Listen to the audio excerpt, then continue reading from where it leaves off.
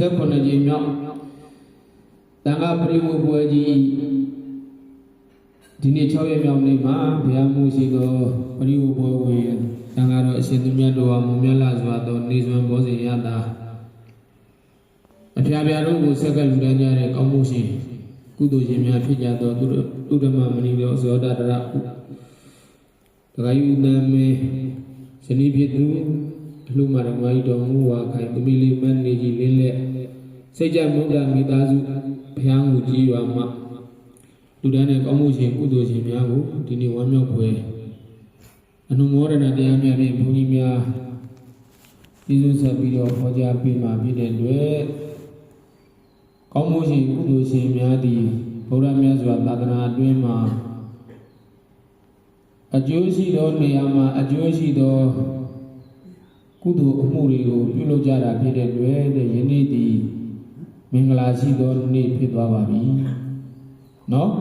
။ပါရှိသောနေ့လေမင်္ဂလာရှိသောနေ့ပါဗျာ။မင်္ဂလာရှိသောနေ့ဆိုတာမင်္ဂလာဆိုတာကဘာကိုပြောတာလဲဆိုရင်လူရှင်လူမဘုံတော်ကောင်းတို့ရေမင်္ဂလာဆိုတာက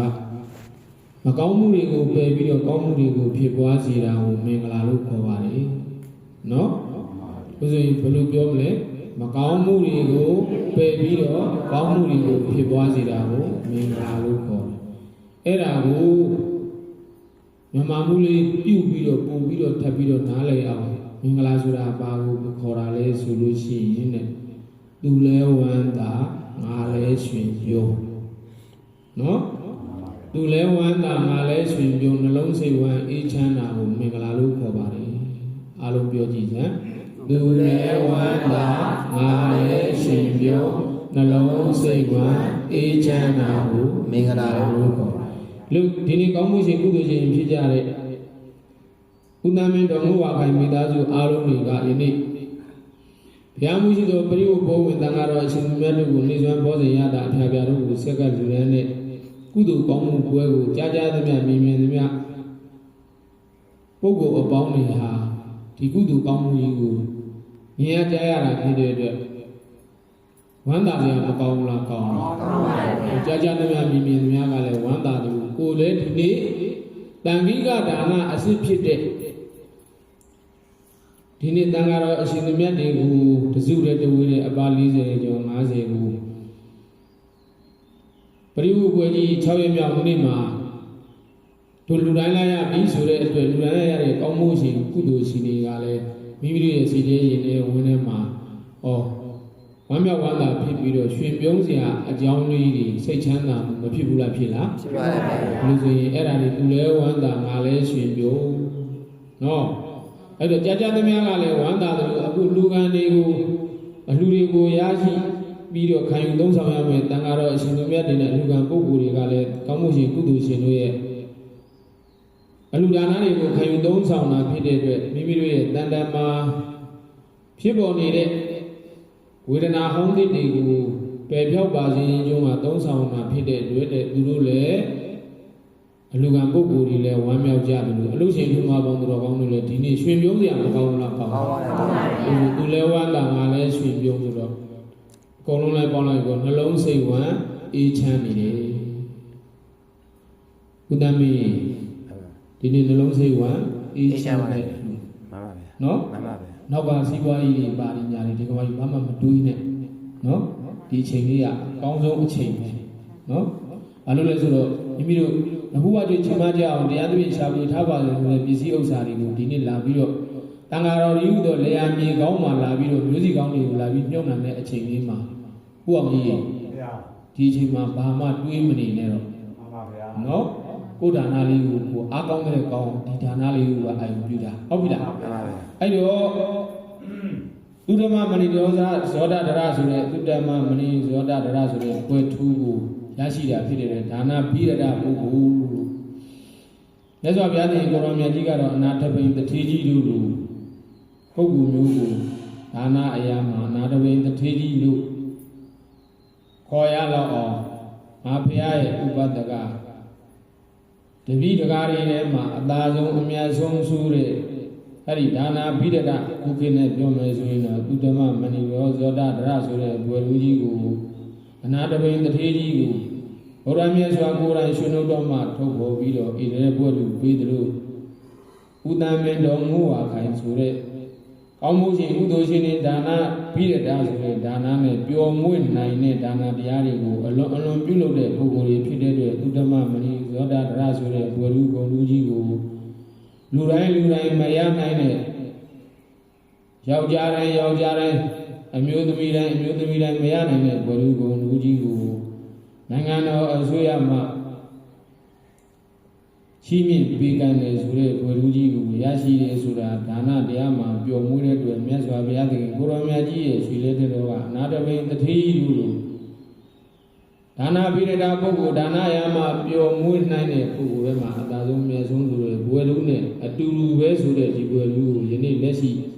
ရထားတဲ့ဒကာယုသမ်းမင်းဒကာမကြီးတော်မူဝါခိုင်တို့မိသားစုအတွက်ဒူလဲဝမ်းသာငါလဲရွှင်ပြုံးဆိုတဲ့မင်္ဂလာရှိတဲ့ကုသိုလ်ကောင်းမှုတွေကိုကောင်းစွာမှတ်သွေးပြုလုပ်နေတဲ့ဒါနာပိရဒပုဂ္ဂိုလ်တွေပါပဲလို့ဘဂဝါဘုန်းတော်၆ပါးတည်းဘုရားရှင်ကိုရောမြတ်ကြီးရှိခဲ့လို့ရှိရင်လည်းဤကဲ့သို့ကောင်းစွာမှတ်သွေးဘွယ်လူဂုံလူကိုထွေနှုတ်တော်မှထုတ်ပေါ်၍ဝေဒနာတော်မူခဲ့ပါ၏တည်းသာဓုသာဓုသာဒီလိုဆိုရင်ဒကာယုတမ်းမိဓမ္မကြီးတော်မူဝါခိုင်ဒီလိုဆိုဒီဘွယ်လူဂုံလူကြီးကိုဘာကြောင့်ရတာလဲဆိုရင်တပည့်တော်တို့ဒါနနဲ့ဝိလျော်ပြီးတော့ဒါနတရားမှာပျော်မွေ့တဲ့အဲ့ဒီဒါနတရားတွေကိုတပည့်တော်တို့ပြုလုပ်နိုင်ဖို့အတွက်လူဒန်းနိုင်ဖို့အတွက်ဆောင်ရွက်နိုင်ဖို့အတွက်တပည့်တော်တို့တရားသဖြင့်နဲ့ရရှိထားပါတယ်ဆိုတဲ့ဇီဝဥစ္စာတွေကိုတရားသဖြင့်ရှားဖွေပြီးတော့မှဒီဒါနတွေကိုပြုလုပ်ရတာဖြစ်တဲ့အတွက်ဒီဘွယ်လူဂုံလူကြီးကိုတပည့်တော်တို့ရတာပါဟုတ်လားမှန်ပါပဲနော်အဲ့တော့ကုသမင်းအငူဝါခိုင်ဒီလိုလေးမဟုတ်လားဒီလိုဆိုရင်အဲ့လိုပုံပုံမျိုးတွေကိုဟောဘာလေးနဲ့တာရကပြရမှာလဲဆိုတဲ့အခါကျတော့ရှင်းတော့ကရွာတရွာရှိတာပေါ့နော်ရွာတရွာမှာဘာရှိလဲဆိုတဲ့အခါကျတော့တဲ့ဘုန်းကြီးကျောင်းရှိတာရွာရှိရင်ဘာရှိမှာဘုန်းကြီးကျောင်းရှိတာဘုန်းကြီးကျောင်းရှိတဲ့အခါကျတော့တဲ့ဒီနေ့ကျတော့တောင်းစားတဲ့သူဘာတူလဲတောင်းစားတဲ့သူတဲ့အဲ့လိုတောင်းစားတဲ့သူကလည်းရွာတရွာဘုန်းကြီးကျောင်းရှိတဲ့အခါကျသူကများလက်ပတ်တောင်းတာဘာမှမရဘူးနော်ဘာမှမရတဲ့အခါကျတော့နေမြင့်လာတော့ဘာဖြစ်လာဘာမှမရတော့လေဘိုက်စားဟုတ်တယ်မလားအဲ့လိုနေမြင့်လာတော့ဘိုက်စားလာတယ်လေဒါလေးသိချအာရုံပြုတာနော်ခုနမင်းအဲ့ဒီခါကျတော့ဘိုက်စားလာတဲ့ခါကျတော့ဘုန်းကြီးကျောင်းတော့တွေ့ပြီဘုန်းကြီးကျောင်းဆိုရင်တော့ဒကာဓမ္မတွေလူဒန်းထားတာအများကြီးရှိမှာပဲအ ਨੇ ဆုံးတော့ထမင်းလေးတော့ရရမယ်အဲ့တော့ဘုံစီကတွားပြီးတော့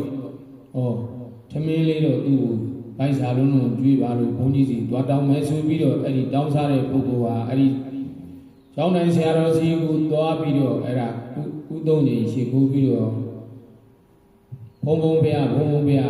တပည့်တော်ကလက်ပတ်ပြီးတော့ရွာစဉ်လက်လေပြီးတော့တောင်းရန်စားတဲ့ပုဂ္ဂိုလ်ပါဗျာအဲ့ဒီတောင်းရန်စားတာတပည့်တော်အခုချိန်မှာတပည့်တော်ကံကလည်းသိုးပါတယ်ဗျာဘာမှကိုမရသေးပါဗျာနော်တောင်းစားတော့ကံဆိုးတဲ့ခါကျရင်ဘာရတော့မရဘူးနော်အကြောင်းမို့လို့ကံဆိုတာကံကောင်းတာရဲ့ကံဆိုးတာရဲ့ငခုရှိတယ်မလားအဲ့တော့ကံဆိုးတဲ့အခါမှာတောင်းစားတာတော့ဒကာကြီးသူများစားတွင်းစားကြံတော့မှရဖို့ဒကာကြီးတောင်းရင်လွယ်ပါမလားမလွယ်တဲ့အခါကျတော့တပည့်တော်အခုဒီပိုက်ထဲမှာလဲဟာနေပါပြီစားနေပါပြီတပည့်တော်သမင်းလေးတစ်နက်လောက်တော့ဖုံဖုံရဲ့ဆွမ်းညံကိုညံလေးတော့ကျွေးပါဗျာလို့မွန်းတယ်ပြီးနောက်ပိုင်းပေါ့နော်အဲ့လိုပြောပြီးတော့တောင်းတဲ့အခါကျတော့ဖုံဖုံကလည်းဘာပြန်ပြောသလဲဆိုတော့တော်နှမျောတဲ့ပေါ်တယ်နော်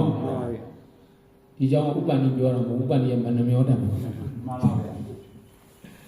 နော်မကျွေးနိုင်ဘူးလေဘုရားမင်းကျွေးနိုင်တယ်ပြောတာလားမကျွေးနိုင်ဘူးမကျွေးနိုင်ဘူးတဲ့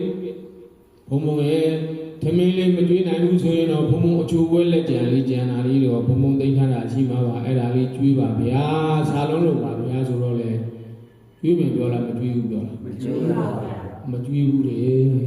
တော်နှမျောတယ်ဘုံကြီးတွေပြန်နှမျောပြီဆိုရင်ဘယ်တော့မှနှမျောတယ်အောင်